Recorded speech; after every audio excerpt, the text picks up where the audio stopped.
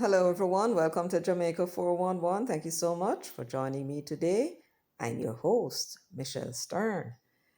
Well, I promised that I would do a video for you about the Integrity Commission and the executive the executive director's position, which has not been filled since May. Now, Greg Christie had indicated, we understand, from as far back as November that he will not be seeking reappointment. He gave them 6 months' notice, and despite that, they have not filled the position in almost 1 year. And we are asking, why is that so? Now, that depends, I suppose, on the job requirement as well as the job qualifications. And I'm sure the willingness of people to come and work with them, either because they are fearful of us, the people out here criticizing them, give them a hard time. Could be when you compare the compensation package and the hard time that they anticipate, they don't think it's worth it.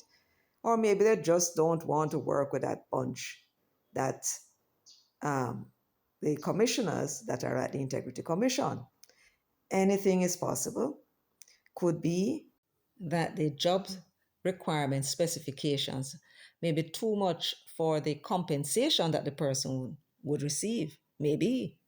But for me, based upon what I've seen of their advertising of the position, it doesn't seem to suggest that they're interested in replacing the, the executive director. Here is the only public ad that I found on the Gleaner. April 27, 2025. And the latest that persons were asked to apply for was May 9, 2025. I have not seen one advertisement after that. However, they did have the position being advertised on their website in the career section for quite some time. One public ad. I asked the question, why only one public ad and you still have not announced that you found somebody? Nobody has been appointed. But what is even strange, I want you to look at this. Now, I found these positions on the Integrity Commission's website yesterday. They were being advertised. As you can see, there is nothing mentioning either the executive director's position, that it's vacant. They say vacant positions, and you're not seeing it here, nor are you seeing the director of information and complaints. That position became vacant July 14, if I remember right. And I invite you to take a look at the date, Friday, 10/3/2025. Now, I'm going to ask the people at the Integrity Commission that this is not the way in which we write our dates here in Jamaica. This is the American standard, right? This is supposed to read October 3, 2025. That's a deadline. Our standard is to have the day first, the month, and then the year. If you put your information this way, when we learn another way, then when you write out the numbers in number form without the words, it's going to be confusing. So put it the way in which that people are accustomed. I had to go into one of these to look at the written date to recognize that it was not March 10, but October 3. So that's my suggestion to the Integrity Commission. But look at the curious thing. I took this off their website yesterday and look at what it says above the positions that were advertised on their website. Message from the executive director. The Integrity Commission, having received approval from the Parliament of Jamaica to restructure its organization and to expand the staff complement, will be embarking upon a major staff recruitment program. Who is the message from? The executive director. Except there is no executive director as far as we know, because there has been no appointment announced by King's House. If there is an executive director, who is that person? When were they appointed? And who appoint them? So they need to explain why it is that they are advertising positions under the name of the executive director when there are no executive director for the Integrity Commission. What the dickens is going on at the Integrity Commission? I don't know about you, but it looked like them confused. But be that as it may, why is it that they're having such difficulty in replacing the executive director after what? Almost 10 months? Let us have a look at the law very quickly to see what the law says is the responsibility of the executive director. Then we're going to look at what it is that they are requiring from persons who apply and see if we can discover anything. So here we are, the Integrity Commission Act 2017, Part 11B, Appointment and Functions of Executive Director. And in the left column, in the left margin, you see it says here, Appointment of Executive Director. 28.1 says, subject to subsections 2 and 3, there shall be an executive director of the commission who shall be appointed by the Governor General acting on the recommendation of the commission. So the commissioners are recommended to the Governor General by the Public Service Commission. But when it comes to the staffers of the Integrity Commission, certain staffers, such as the executive director and the directors of the various units, it is the commission advertised to find the people, vet them, and then once they believe they have somebody who is suitable, they recommend the person to the Governor General. It is the Governor General does the appointment. That's what this is saying. So it says now, a person who would not be eligible to be appointed as a commissioner by virtue of Section 9 shall not be eligible to be appointed as executive director. In other words, there is a requirement that the commissioner should have integrity, and there are certain requirements that would disqualify somebody from being a commissioner. That would be if they're an undischarged bankrupt, if they were convicted for dishonesty or what they call turpitude, or if they had or have mental issues. Those persons are not qualified to be commissioners. And also, such persons would not be qualified to be an executive director as well. That's what this is saying. Now, the commission shall not recommend a person to be appointed as executive director unless the commission is satisfied the person is a person of integrity, capable of exercising diligence, sound judgment, and impartiality, and has the competence, expertise, and experience that is required to enable the person to carry out the functions of executive director efficiently and effectively. Having said all of that, it is then the commission who must interpret all of this and put them out in the form of qualifications, what qualifies the person to be an executive director. In other words, this is bone and they have to put the meat on it. That's what this is saying. And they did.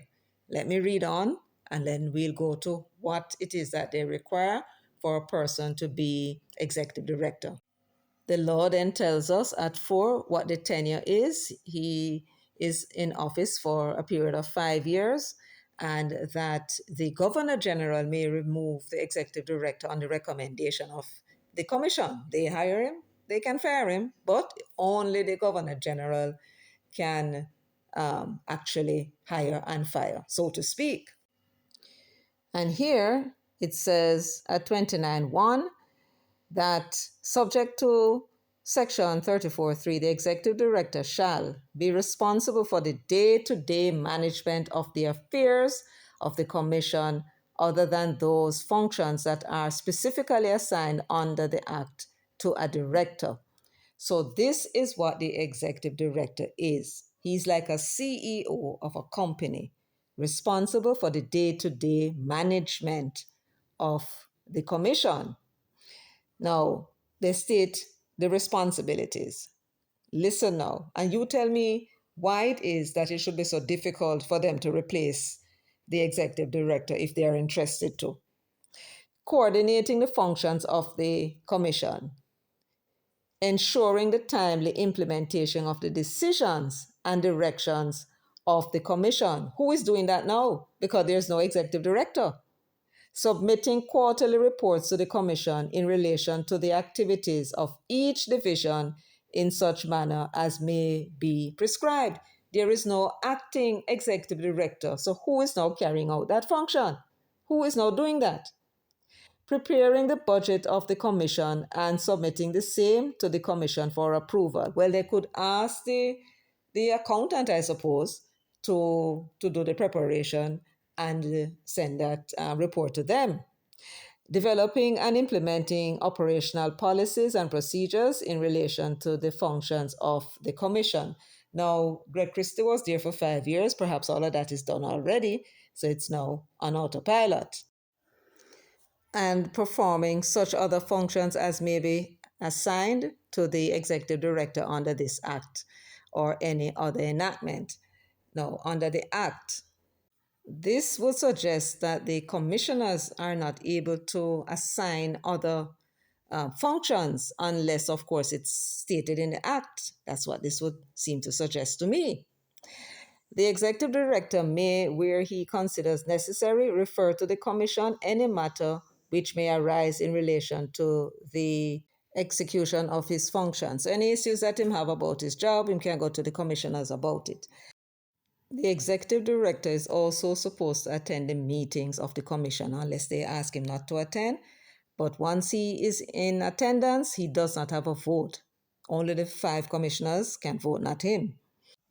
The law also make provision for him to be able to delegate any of his powers or his functions to somebody else with the approval of the commission. And this more or less is his function under the Integrity Commission Act.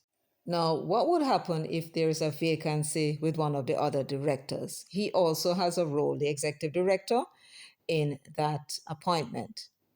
It says if a vacancy arises in the position of director, the commission may, on the recommendation of the executive director, appoint any person to act in the place of the director for such period not exceeding 3 months, and thereafter an appointment shall be made in the same manner as would be required in relation to the appointment of a director in accordance with subsection 4.5. Now, you would remember the acting position of Ronif Lawrence, Dayton Campbell's best friend for over 20 years? Yes. You remember when they got rid of Prince Kamika, and I haven't even spoken about that yet.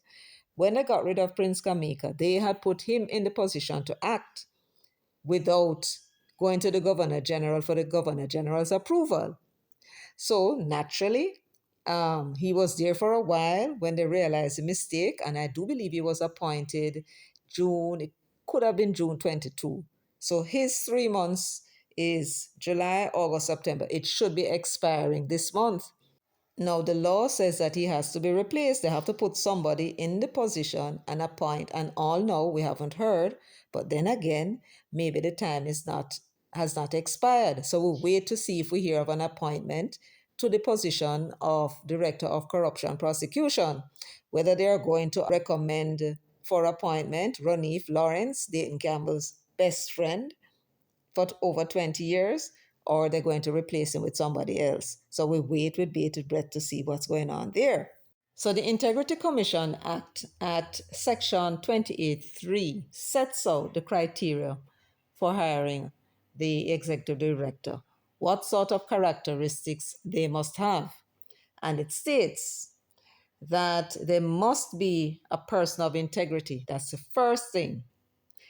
How are they going to be able to tell who is a person of integrity? Clearly, persons must recommend them. If they don't know them, then they have to get recommendations from persons who know of these persons and say, yeah, man, you're a good man. Or what you're going to end up with are persons that they know of by reputation. In other words, some name brand people, people that are known, big business people and so on. You hear them name mix up in anything, and there's a presumption that they are of integrity, and so they end up with persons, selected on that basis. The person, though, after being a person of integrity, they must then determine whether they have the capacity to exercise diligence, they're not lazy brain, sound judgment, and they must also be impartial. And of course, they have the competence and the expertise to carry out the functions of being an executive director, according to them, efficiently and effectively.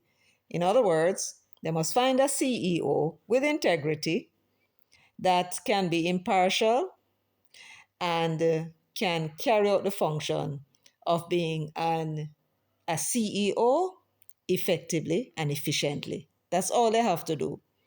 The law having set the criteria, it's now the job of the commissioners to determine what qualifications would meet these specifications. What qualifications will be needed and necessary in order to render the executive director a competent person, and what expertise do they need to carry out the functions of this job? And so here they list them. They say that the job summary. So they're summarizing the job first of all. The executive director is accountable to the board of commissioners for the achievement of the entity's customer service, financial, and efficiency objectives in order that the Integrity Commission achieves its mission and vision in a sustainable manner.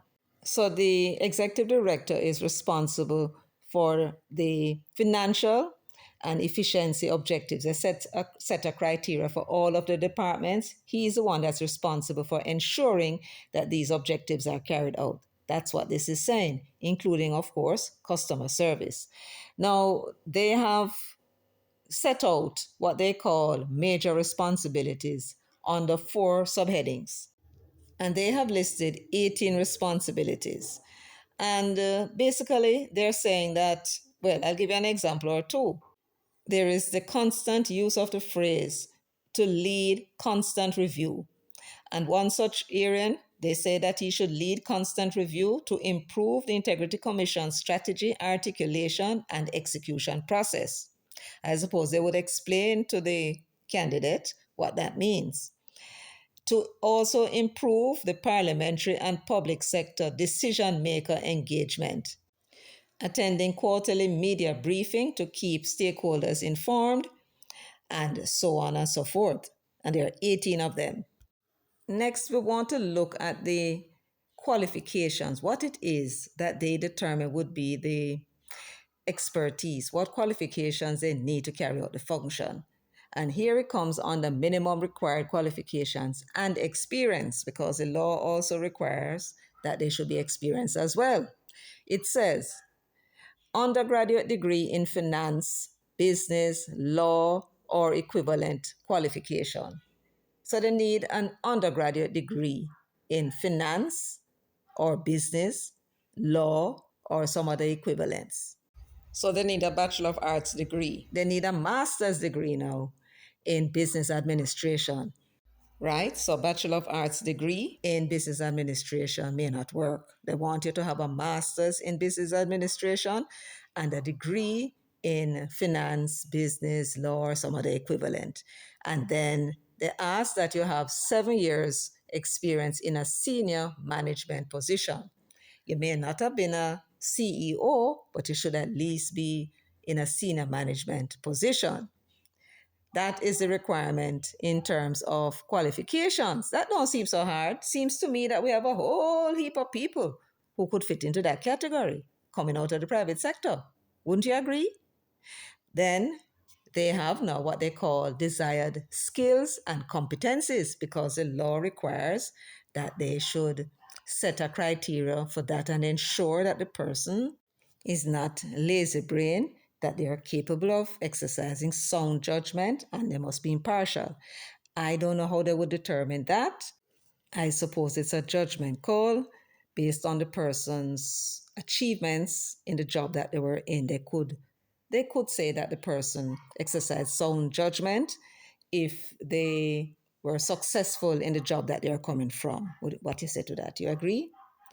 So they have a set now of desired skills and competencies that would, they believe, I suppose, satisfy the requirement of this law.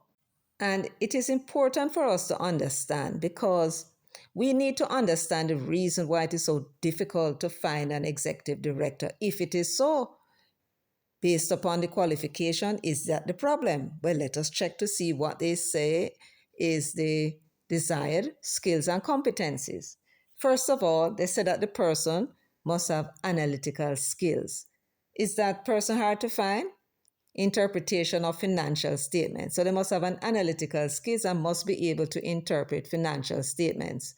Are these persons hard to find? I don't think so.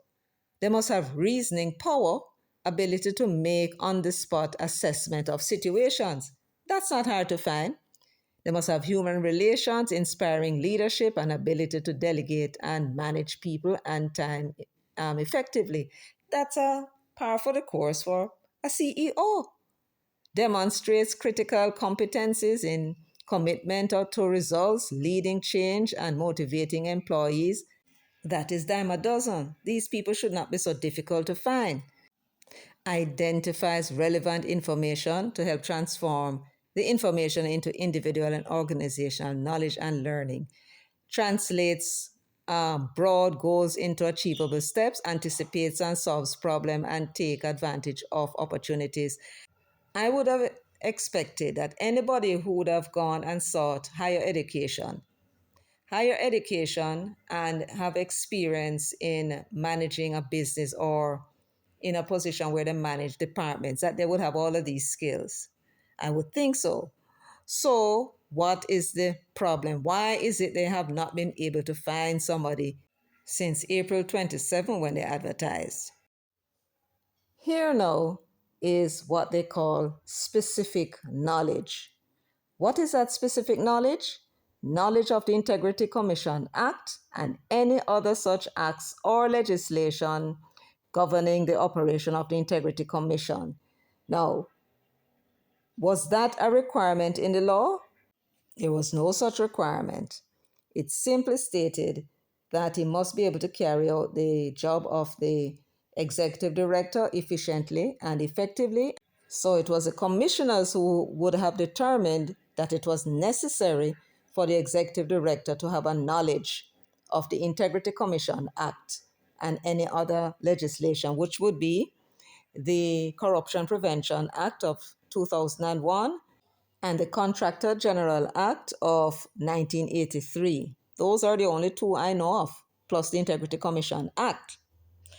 Now, let me ask you a question, members of the commission. Why is it that the individual that is applying for executive director should have a knowledge of the Integrity Commission Act and the other legislation? Why is that?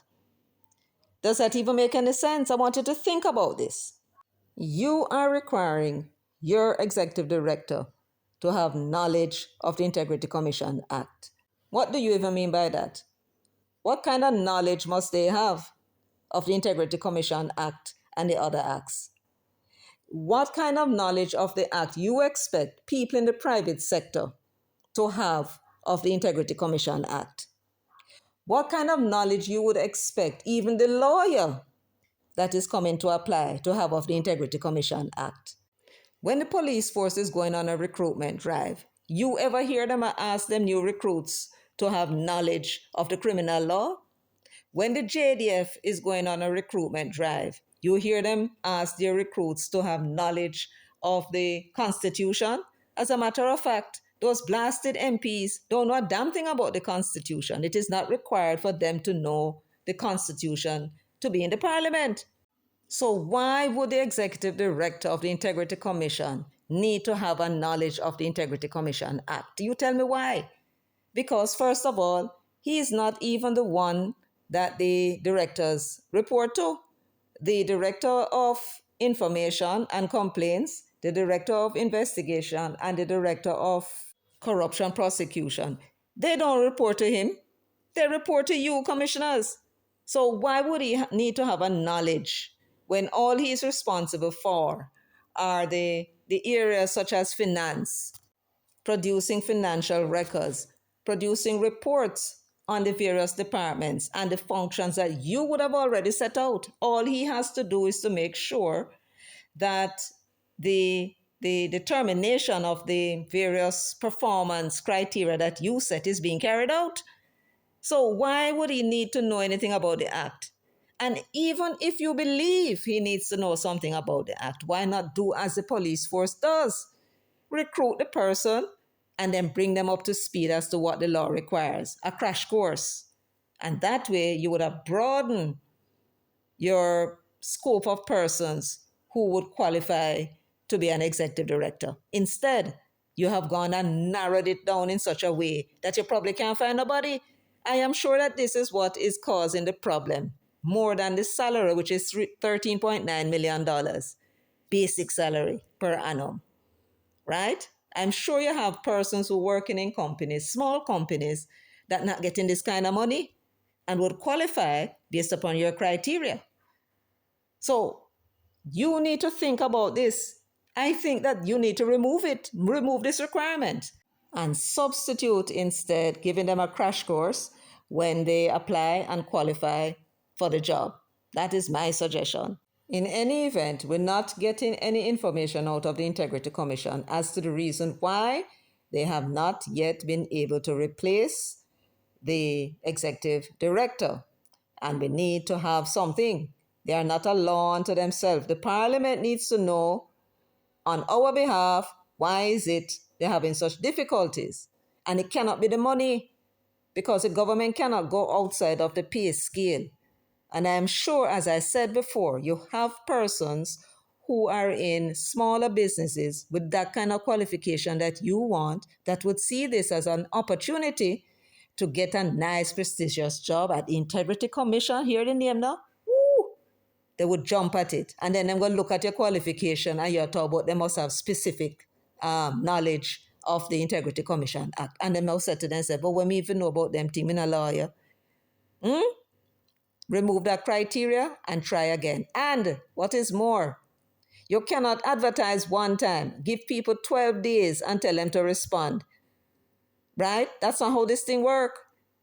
You need to, if you're going to give yourself a date, give yourself 2 months, or don't give yourself no date at all. Simply advertise the position. In addition to having it on your website, put it in the major newspapers, the Gleaner and the Observer, every Sunday until somebody qualifies to get the job, and then you stop running the ads. That don't make sense. That's how private sector people do it. You advertise this position in April. It was on your website. And you advertise it April. And now it's September. September almost finished. Clearly you haven't found anybody. Right? And you're not advertising. It doesn't appear as though you're interested in replacing Greg Christie. You don't want an executive director. How are you able to function? Which law is permitting you to carry out those functions without an executive director? The law doesn't even permit you to appoint somebody on a temporary basis.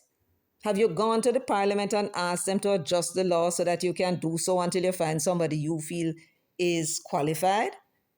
I don't get the action of, when you talk about a patty shop, I beg your pardon, all those persons who run patty shop, if you feel insulted. I can well imagine how very offended you must be, being of the view that your patty shop now run like how them run the Integrity Commission. And I well understand. We need to know what is going on with these positions at the Integrity Commission. We need to know why it is that there is no replacement for the Director of Corruption Prosecution, no replacement for the Director of Information and Complaints, and no replacement for the Executive Director in months. And the Parliament need to call in Beswick, Mrs. Carol Beswick, and ask her to explain herself. This is not her private business or the private business of the commissioners.